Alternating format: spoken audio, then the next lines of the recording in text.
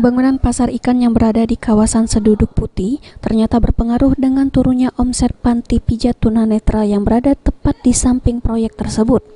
Ahmad Musoli, Ketua DPC Pertuni Kota Palembang mengatakan penurunan omset mencapai 70% dampak dari pembangunan proyek pasar ikan ini karena rata-rata per hari pelanggan yang datang hanya sekitar 30 orang yang biasanya lebih dari 100 orang per harinya.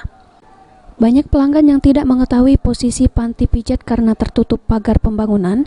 Ia meminta adanya solusi dari pihak pemerintah agar mata pencarian para tunanetra sebagai ahli pijit dapat terus berjalan guna memenuhi kebutuhan hidup sehari-hari.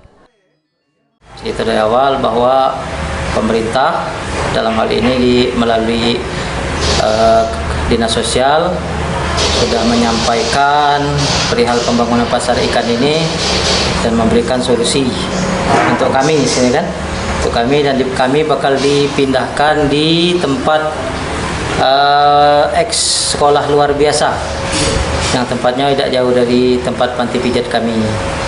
Nah, untuk itu kami sebenarnya berterima kasih, sudah bersyukur dengan apa yang sudah dianjurkan oleh pemerintah. Namun karena ini adalah betul-betul mutlak milik kami, gedung ini milik Pertuni, kami cuma berharap dengan pemerintah bahwa kami itu betul-betul ditempatkan di tempat yang baik, diganti sesuai.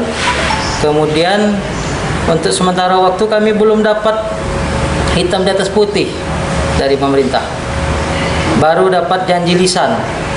Artinya kami minta pemerintah itu benar-benar memberikan jaminan dalam bentuk tertulis, sehingga kami ini tidak pening-pening lagi mikirkannya, tidak kalang kabut lagi mikir. Selain itu, pihaknya juga meminta kejelasan terkait status lahan yang dibangun karena panti pijat ini sudah berdiri sejak 1998 dengan status lahan hibah, sehingga para penghuni panti pijat ini tidak cemas akan kemana setelah selesainya pembangunan pasar ikan tersebut. Amanda Lydia, PAL TV. Transparan.